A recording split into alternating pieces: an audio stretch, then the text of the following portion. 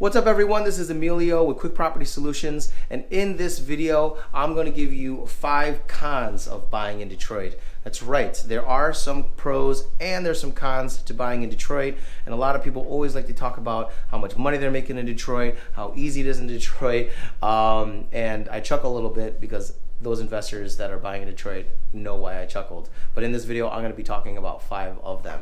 And right now, I'm actually shooting in a rehab that we're doing for a client. We are not in Detroit. We're in the Metro Detroit area. We're in the city of Taylor. We are in the last week of the renovation. By the way, if anybody is investing in this area, I am now doing renovations. We only have a limited amount of renovations that we could do a month just because of honestly manpower, and it's hard to find good work. So if you are interested in talking to me about getting a quote or doing renovations, you know, just click on the link in the description below, the Linktree account. Just click on that and then reach out to me, and I'd be glad to talk to you. Also, another thing is, this is my first video for 2023, and you might be wondering, like, where's Emilio? What's he doing? So just to give you a quick summary breakdown of what's been happening. First of all, I apologize for not shooting for so many months. I was trying to do this new thing where, like, instead of shooting one video and then another video and showing the progress per the video, I was trying to do it where I shoot the whole video, like a 30-day or a 45-day rehab in one video, and edit the whole thing. The only problem is, like, you have to wait for those videos to pop up.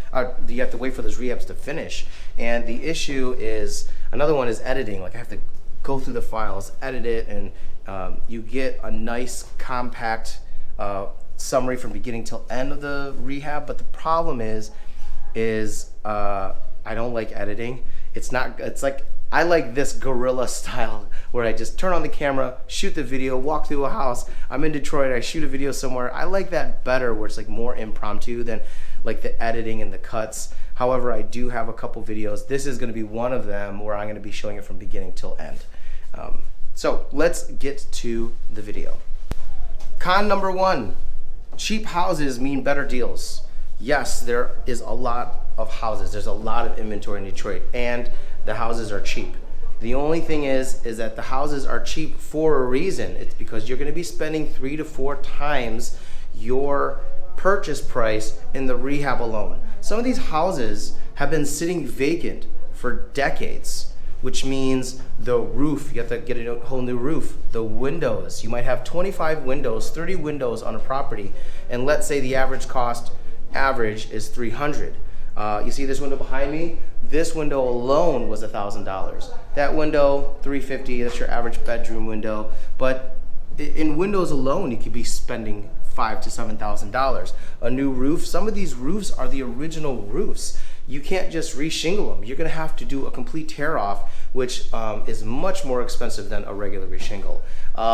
The flooring, the kitchen, the plumbing, the electrical, all of this has to be updated. And the problem with that is that, yeah, you bought a house for like $5,000 bucks, but it's gonna cost you, it could be $40, $50 a square foot. So if you have a 1,000 square foot bungalow, it's gonna cost you $40,000 to $50,000 to fix up.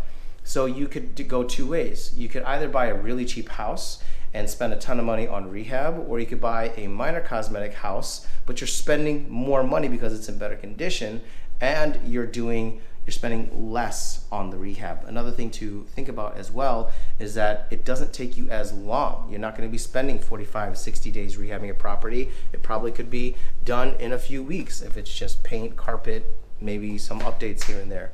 So that's one thing to think about. Cheap houses definitely doesn't mean a better deal. Con number 2, there is a lot of risk when buying houses in Detroit.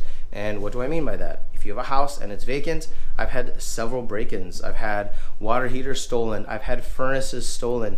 Matter of fact, a little tip, if you are flipping a property and you list it on the MLS, don't show the furnace and water heater, because what happens is people see that on the MLS and they know the address, so they know they could go there and steal it. So you have to go through certain lengths where maybe you have to get a security code, an alarm, and give the security code out to people. Maybe you have to board up the house. Maybe you have to remove the water heater and the furnace until you're done. The problem is if you're doing a rehab in the winter, you kind of need the furnace to stay warm in the house. So there is more risk with your rehabs, even with your rentals, things like that. There are break-ins, there are thefts that happen. So that is one con and one thing that you have to worry about when you are rehabbing in Detroit. Con number 3, I'm gonna kind of put 2 things in together as one, especially if you're trying to flip, your days on market and your appraisal value. So if you see these houses that are selling in Detroit and you're looking in a certain area, do me a favor and look at how long it took for that house to sell. You might see a house and be like, wow, it sold for like 90,000 bucks. But if you look at the days on market, it could have taken 3 months to sell, 4 months to sell, and they could have started at 140. And they kept dropping the price every month because no one's really buying in that area. This doesn't really apply to the rental market. However, you have to start thinking about like how long it took for that property to sell. Another thing to think about is your appraisal value. We sold a property, beautiful property, and we got a really good offer on it. The only problem is the appraisal came back so low, and we accepted the appraisal amount just because we needed to move the property. But the appraisals are something you have to think about. If there is not a steady enough amount of comps in the area, make sure you have some, because what's gonna happen is if you only have one comp and you're like, wow, this house sold for like a lot, the appraiser is gonna look at that and they might not price it at that comp. So don't be so forgiving on the ARV of some of these flips that you see that are sold in Detroit. Gotta, price it a little bit lower on your value. Step number 4, kind of talked about it earlier today, especially with us trying to do renovations in the city now. Good contractors are hard to find. So a lot of the times these contractors, what they're gonna do is they're gonna be like, well, this whole place is gonna cost, I'm gonna throw out a number out there, like $10,000 to fix. But if I were to look at it, I'd be like, dude, that's like $30,000 to fix all day. But you go with the lower price because it's a lower price. But the problem is you get what you pay for. So if you, two things will happen. Either they will do it for 10,000 bucks and the quality is so piss poor, it probably won't sell for exactly what the top value sold for your comp, because they had quality work in there and it was done properly and they spent more money.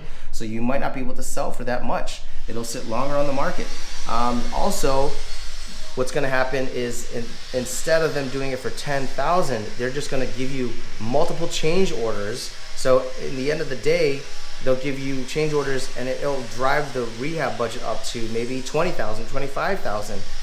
The third thing, and is the worst of all of them, is that they start the work, you give them a deposit, and they do the work for like a week, 2 weeks, and then they just dip out and they don't finish. They probably just take the money and run, or they just left and you don't know what's going on. So it's tough to find good contractors. So again, if that has happened to you, come reach out to me and we could take a look at your project. The 5th con of investing in Detroit is the high rate of return that is promised for some of these properties in Detroit.